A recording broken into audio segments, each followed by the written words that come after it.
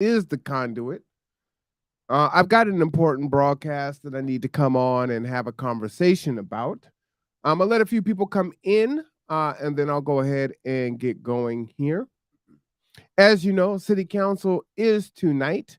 Tonight is very important, and we need your voice to be heard. If you have been following the conduit, then you know that Kitsap E-Race is, there we go. All right, I'm good there.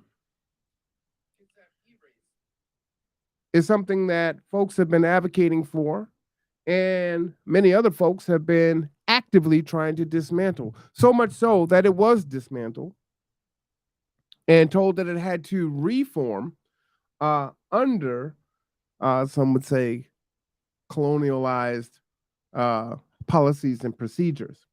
However, whatever the case may be, you have to play the game. And so the game is being played. And at that behest of Kitsap Surj, shout out to them. Let me give them the one. They have issued a statement that I am going to go ahead and read to you now. And again, this is from Kitsap Surj. Shout out to them. Very time sensitive. Hello, anti-racist friends. The Bremerton City Council and Mayor need to hear from you at the council meeting Wednesday, May 3rd at 5:30 p.m. That's literally an hour and 10 minutes from now. They are likely to be voting on an ordinance to establish a new Race Equity Advisory Commission to replace the Race Equity Advisory Committee. Using all caps to help visually differentiate commission and committee. Okay? The commission will serve as appointees of the mayor, where the committee had been a part of the city council initiated by the sole councilwoman of color. A diversity, equity, and inclusion officer will be hired, and the new commission will work with the DEI officer. The REAC committee worked hard to accomplish its mission for almost 3 years. There were deep systemic challenges. Despite these challenges, they presented a powerful community conversation, getting to racial equity, designed to learn what the community needs and to present the information to the city. This is a link to the slides that the city received with the recommendations. So I'll go ahead and put that in the chat for those that want to pull that up. And you know what? Maybe I'll even pull that up here after I read the entire letter, but I want to make that available to you. We are very concerned that all of this very important work will be lost without a strong response from the community. We need for the council and mayor to make 2 commitments. 1, they should prioritize previous members of the REAC committee when selecting members to invite to the mayor's new REAC commission. At a minimum, 50% will be continuing committee members. 2, they should commit to continuing the work of the committee by addressing the issues brought forward at the community conversation. Top issues results from poll of participants in community conversation. Okay? Empowered and impactful Bremerton Race Equity Advisory Committee, 83%. Funding underrepresented and underserved communities, 53%. Equitable community engagement methods and strategies, 53%. Meaningful representation, Black, Indigenous, Pacific Islander, people of color, in-city, elected staff, etc., with meaningful inclusion, safety, and empowerment once there, 53%. Policies, assessing them, analyzing them, and changing them to reflect anti-racist focus, 45%. If you cannot come in person, here is the Zoom link to the city council meeting. And I, again, will put that into the chat. I've never been asked for a password, but this is from their website, and I'll put that in there.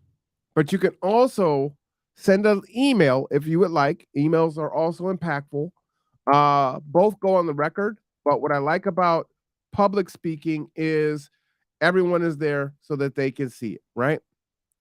Not something that kind of just gets filed away. This request to you is in solidarity with the REAC committee, who helped clarify forward steps in a brief meeting today. Thanks. If you can help get the word out, post this message or email it to friends you think might be willing to support, telling the council and mayor that the work of REACT is invaluable and that the members of the REACT committee deserve respect and appreciation for their contributions. And I'm gonna not put her information out there because this is on a private group, so I won't do that.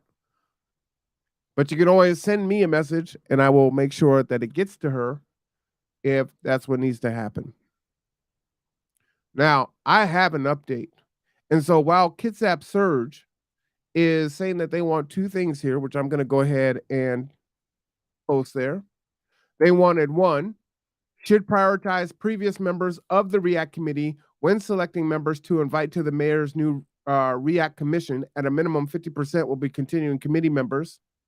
Well, from the way that I understand it, the mayor has already picked his four. The four would be, I believe, Pastor Richmond Johnson, Lucretia Robertson, Martitha May, and the fourth one, Tony Ives.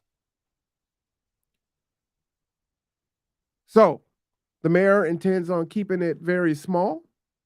As you can see, as far as I know, none of those people have been were previously on the Race Equity Advisory Committee.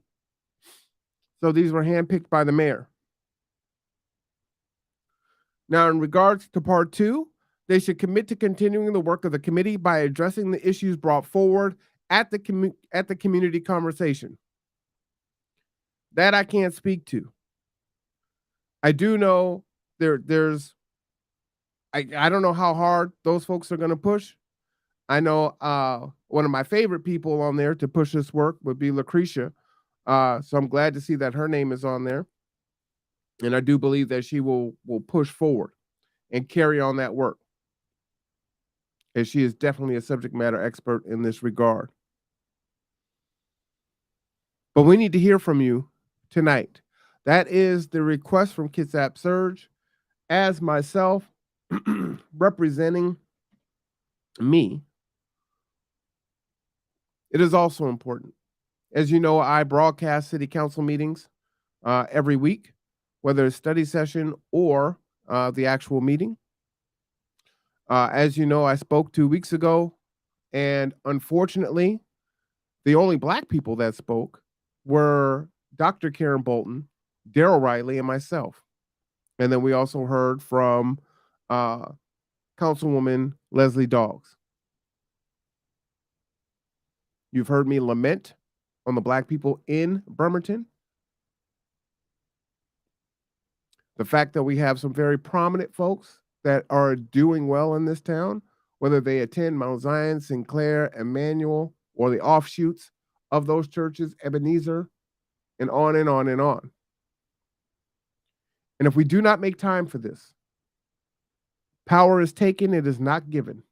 And as long as we continue to ask for understanding, for reconciliation,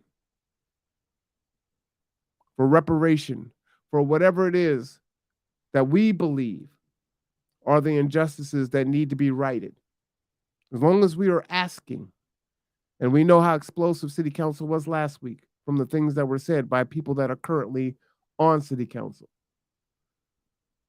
things will only change marginally if they change at all. So tonight, please make your voice heard at city council.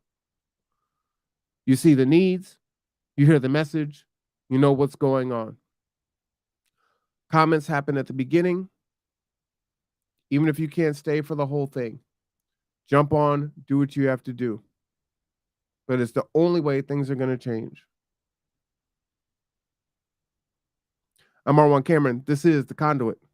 We'll see you in about an hour.